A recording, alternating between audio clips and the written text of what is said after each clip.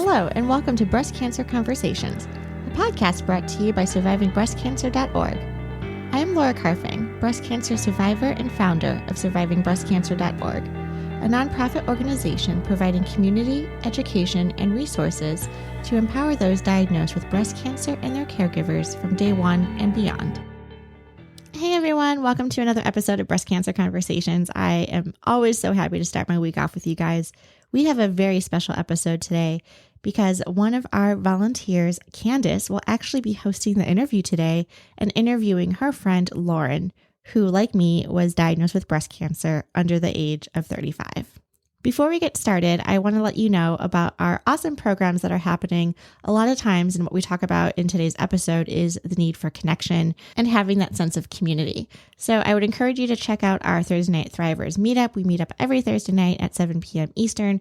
We also have a variety of amazing programs that are absolutely free to you, including our Movement Monday classes, i.e. like yoga, Pilates, breathwork, meditation.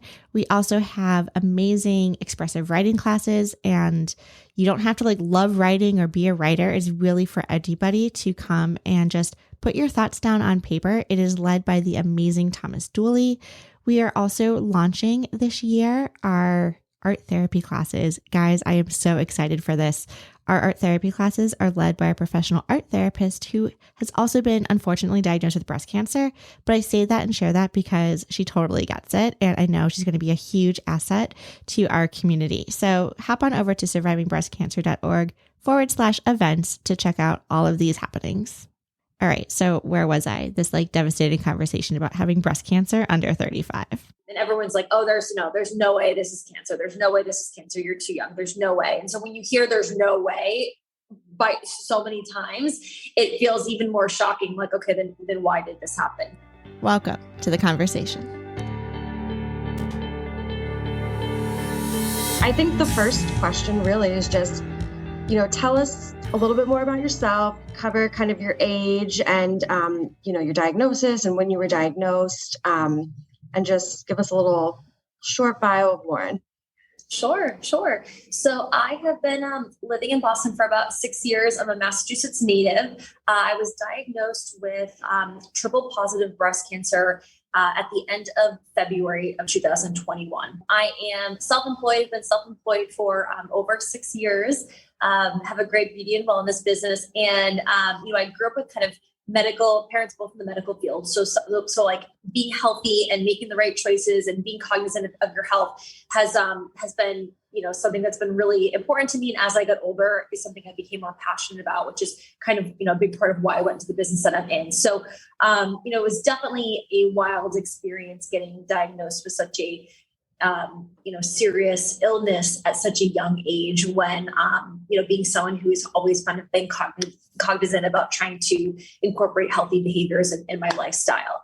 But I am many months into treatment. I'm in a much better place and have learned a lot in the process and are very optimistic about, my life going forward. Yeah, I can't imagine. I mean, I remember when I heard that you were diagnosed and it was just such a shock to me because, I'm 30, you're 34, Laura, you were 34 when you were diagnosed, correct? And you just don't always think about it. I mean, it's always the kind of there, but I'm sure, like you said, you always incorporate all these really great healthy behaviors and, try and eat healthy and, exercise. And it sometimes just doesn't matter. And that's just kind of life. At 34 for myself, I was a vegan when I was diagnosed also, similar with the healthy lifestyle and everything. And so it really does come as a shock. And I share that in terms of it really can happen to anybody. And so understanding the signs and the symptoms and family history is just, part of the risk reducing strategies we can take.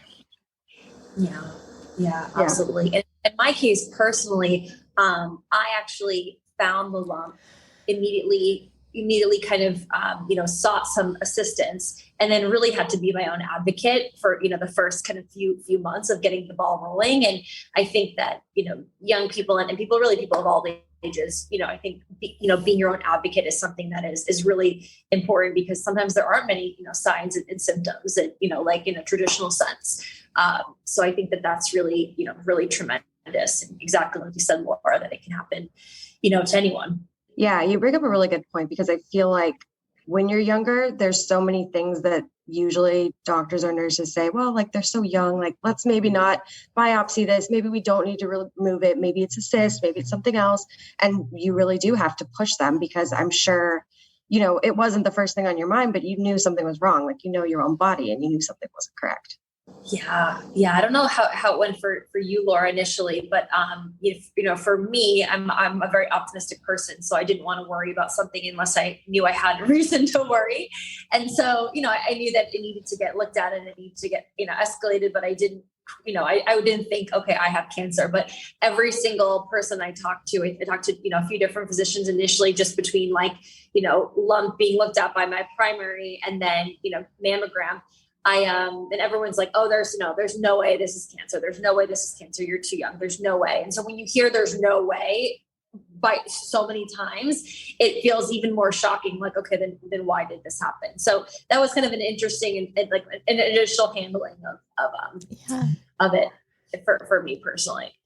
Yeah, similar on this end too. I feel like I was going through the motions, almost out of body experience. I was going through the mammogram, never had one in my life before, being under 40 and not high risk. Then all of a sudden there was an ultrasound and they wanted to do more. And cancer wasn't really top of mind. It was just, okay, these were just diagnostic part of the process. It wasn't until they told me, can you stay during lunch? We're going to squeeze you in so we can do a biopsy. And that's kind of what stopped me. I had to call my employer and say, I just thought I was going to take the morning off. It looks like I'm going to take the whole day off. I need some more tests. And I called my boyfriend. I'm like, you might want to come to the hospital. Like something's going on here. Speaking of, telling your significant others and family and stuff, how did you break the news to your family? Yeah, I think it was funny. It was the middle of the workday, like late morning, kind of like today, but during the week, and kind of thought of who I wanted to call and who I wanted to talk through this like shocking information at the moment I received it. And I call my sister first. She doesn't answer. I call one of my really good friends. One of my closest friends, Sarah, thank goodness she answers. We talk through it. It's a very emotional call. There's a lot of crying and a lot of just like disbelief, but it's nice to just like experience that with someone. Then called, one of my other really close friends, or actually I think I called another close friend before, Sarah. She didn't answer either. And then just kind of like had one other big phone call, but then between just like two very emotional phone calls, you're so drained. And immediately I realized like, wow, it's going to be very difficult to deliver the news. Also, something that I learned early on that was shocking, because I suppose you're not used to these things going on in your life, is everyone that cares about you handles this emotional stress differently. So it's funny to think that then you start to begin to worry about how someone's going to handle this information, beyond the fact that you're already very worried about how you feel and you have your own thoughts and feelings. But then you kind of immediately, at least for me, I immediately wanted to start managing how other people felt. So I knew that my parents would worry, they would care, and it would cause a lot of stress to them. So I really wasn't, I wasn't racing to share the information with them, knowing that they know, they have medical knowledge. They know more about how serious these things are and what the next steps are, that they're going to take the news differently than, a peer of mine like yourself, Candace, who probably doesn't know a whole lot about this type of stuff, especially when you're so young. So yeah, that's, I feel like I have a very distinct memory of what those initial calls were like. And then I think it just became a very kind of emotional rest of the day. And I just knew quickly, like, I'm going to need to just take this easy in terms of how and when I make phone calls. And so, I started, maybe texting a couple of people like, hey, I want to have a conversation when we have a moment. I texted Danielle and just said like, hey, can we go for a walk at some point in the next few days, a moment? And, I want to share something with you. And, and then I think I contacted my family maybe like 4 or 5 days later and started talking through it with them once I had more time to digest things. But it's much more difficult. I found it much more difficult than I would have expected.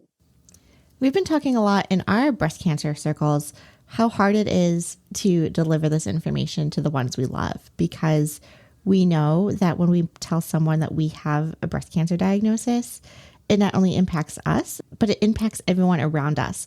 And yes, it throws our world upside down and into a whirlwind. And it also throws the person that we're telling, and their world gets turned in upside down. And that's news and information that you can't take back, whether you're telling your spouse, your significant other, your parents, your children, etc. On our Thursday Night Thrivers, aka support group call that we have every Thursday at 7 p.m. Eastern, we've also started having similar conversations around finding out that a friend of ours, a colleague, or a loved one has recently been diagnosed with breast cancer. That immediately throws us into PTSD mode, and we empathize with hearing this information. So on the flip end, yes, it's also hard for us to hear that someone has been diagnosed with breast cancer because we actually now know and have personal experience knowing what this person is about to go through and how hard and challenging this can be.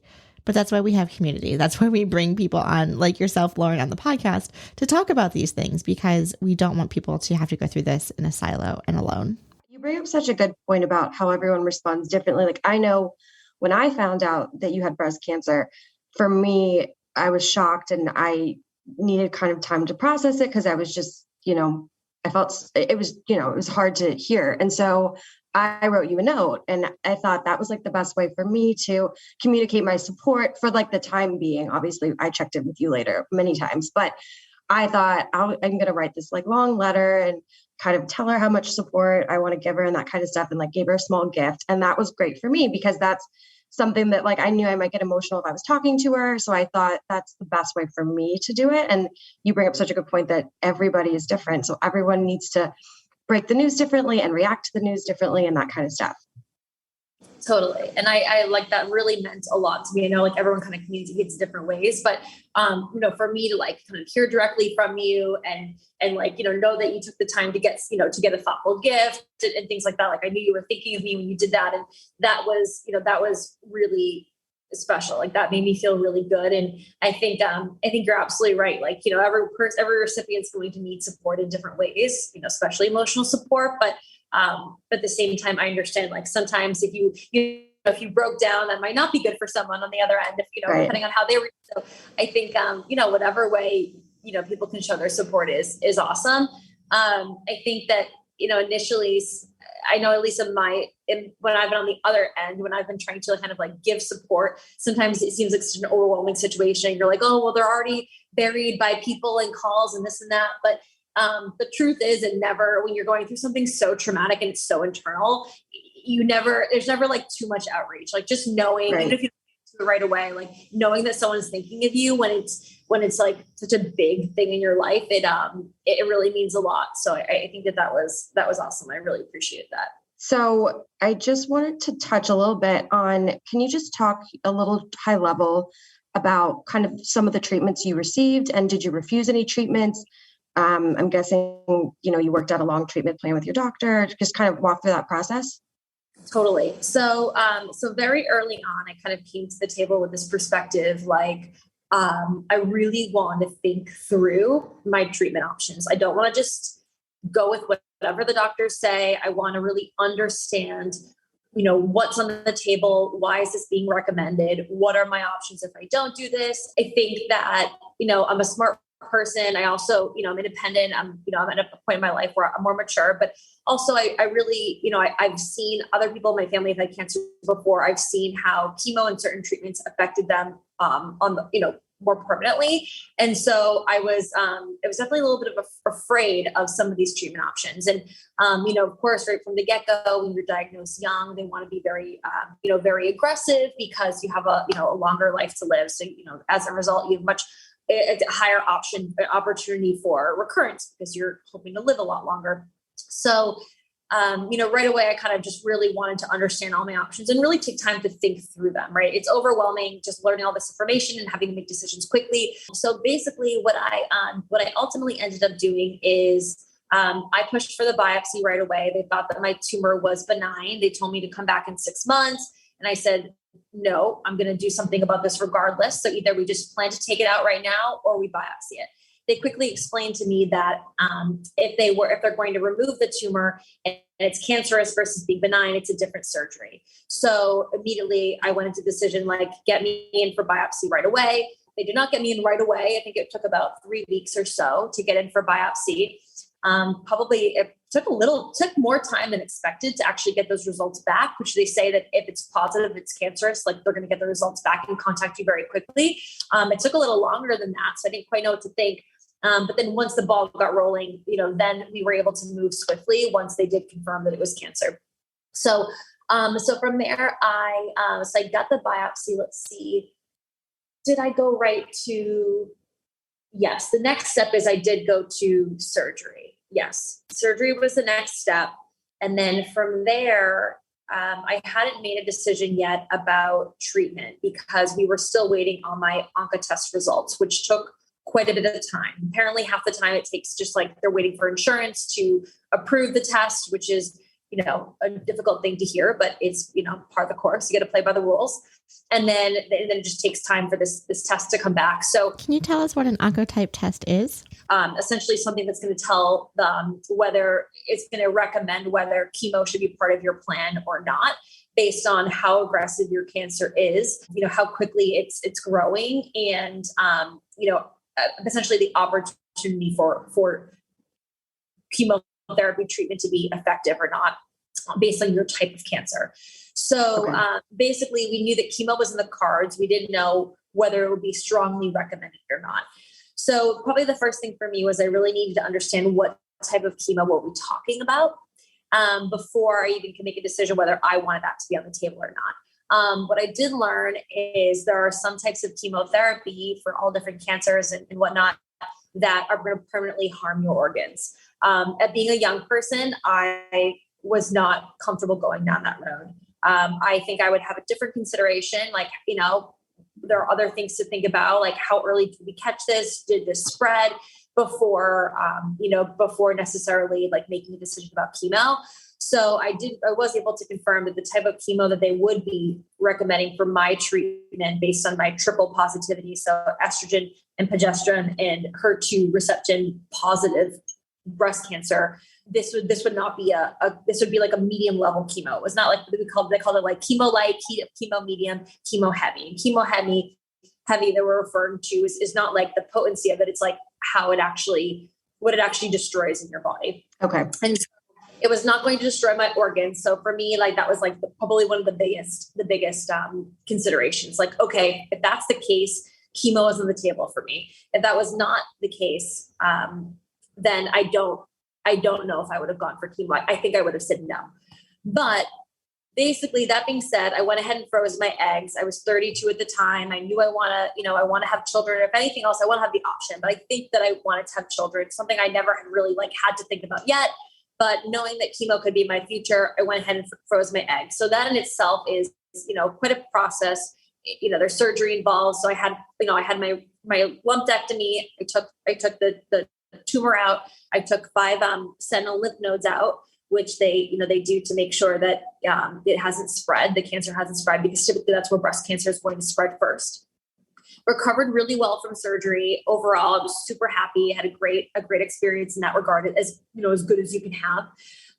Went right into egg freezing. Had a great experience with that as well.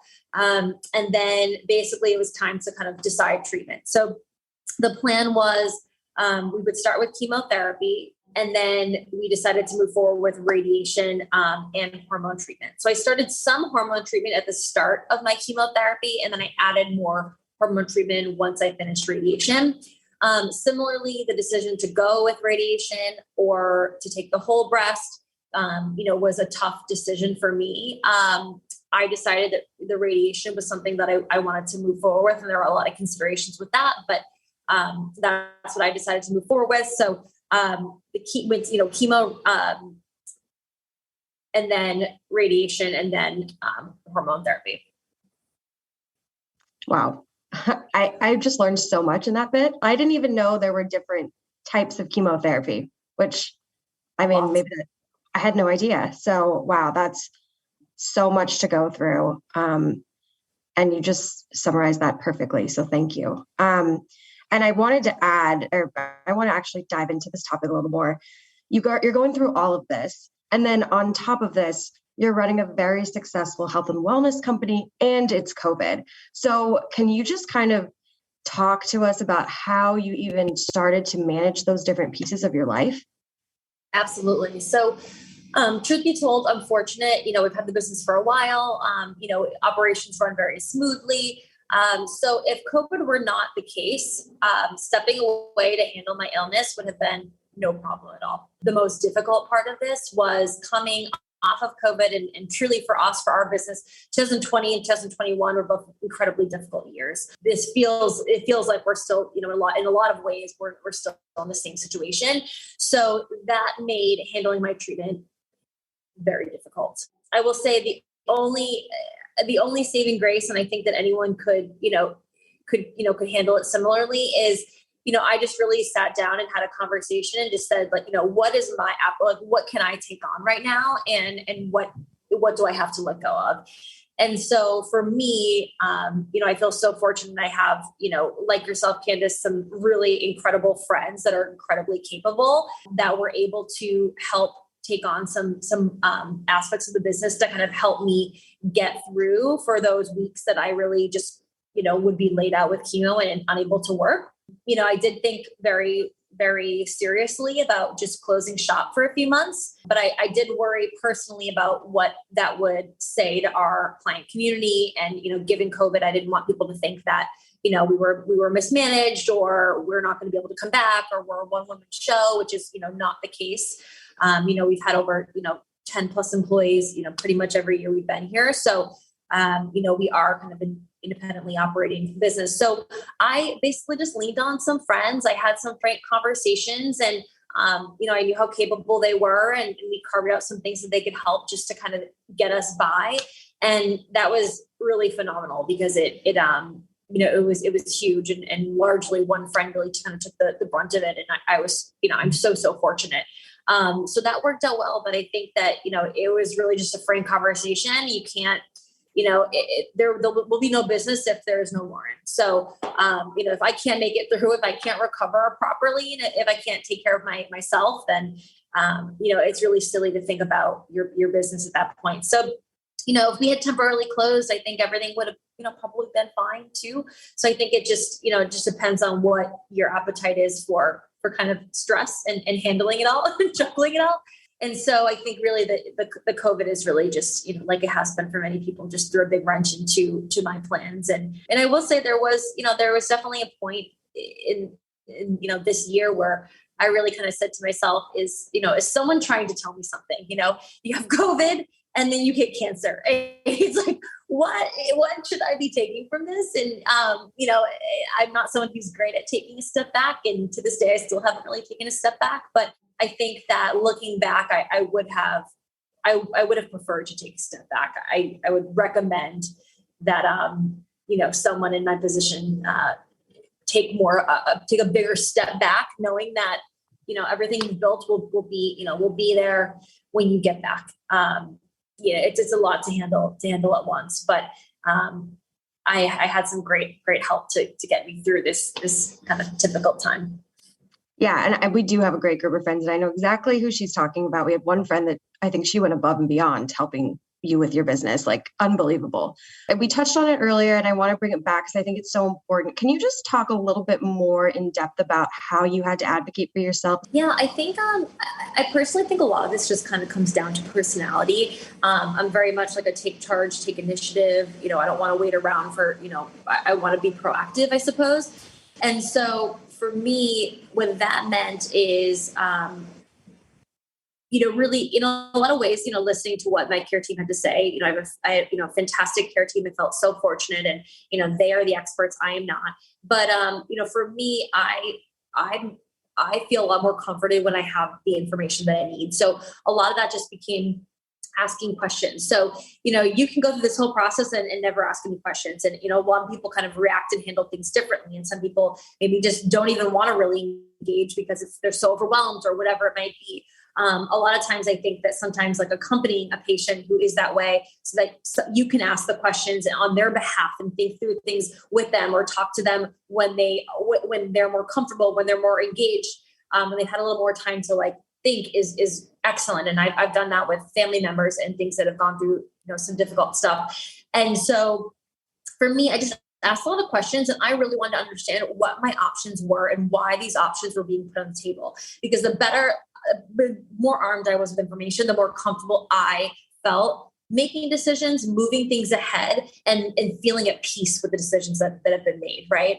If I, there's not necessarily like any wrong or bad decision in the process, but I think it needs to be the right decision for you. And so if I if I sped through something, or if I didn't really participate and I had, a really, there's not necessarily going to be like a poorer outcome. It's really hard to measure, but if something had not been so great, at least I could take ownership. Like, I made a decision. I had a reason for making this decision. And I'm going to own, how I feel about, how I experience radiation, how I go through radiation fallout, how I go through surgery recovery, whatever it might be. So for me, advocating for myself really just meant asking questions, understanding every aspect of each step, and then being able to make a confident decision going forward. And that worked really well for me personally, but I know that might not be the best way to advocate for everyone.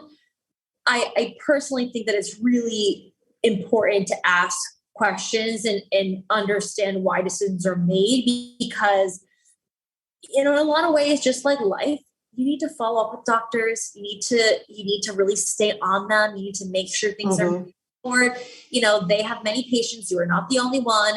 And, a lot of things fall through the cracks, to be honest. And something that was really impressed upon me from the moment that I was really actually before I was diagnosed, when it was a possibility, was, time is of the essence. We need everything move very quickly.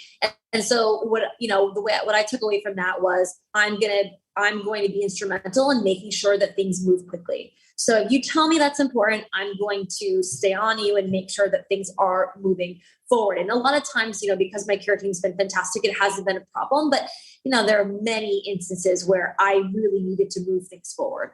And then, if I were not there helping and doing my part, things would take a while. So, I think that it's really important to be kind of like actively engaged. And, for some people, it's all they have going on. It's their sole focus. And maybe it's a little bit easier that way. Obviously I was juggling a lot of things, but, it was the most important. There's no doubt about that. So it was my priority, and I didn't want to get overwhelmed and with everything going on, but, I knew it was important. And, when we sort out treatment, everything else can be sorted out after that. So, I would say that's my rec.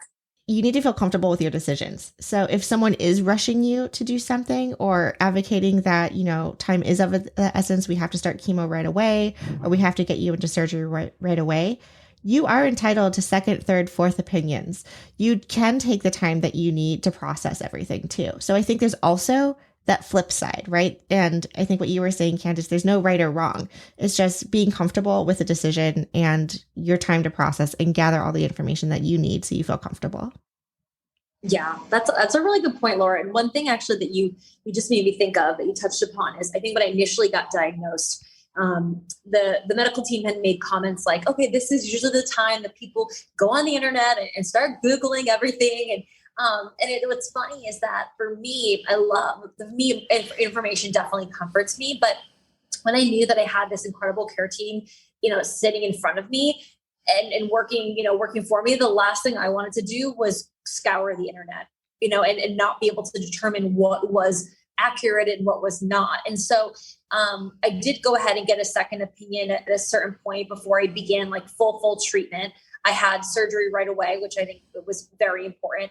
And absolutely, I think that on the flip side, you're absolutely right. You don't want anyone to rush you into any decisions. But I think that when this is your life and you're living in it, even like 24 hours feels like plenty of time for me to think about something. It's all you're thinking about. You're like, let me think about what else I need to make this decision, or, let it sit with myself to figure out what I need to make this decision, and what, where my comfort level is. But yeah, you're absolutely right. At no point did I feel like, and I'm sure that this could be someone's experience, at no point did I feel like anyone was rushing me into a decision. Actually, now they say that that could have been, there aspects of that.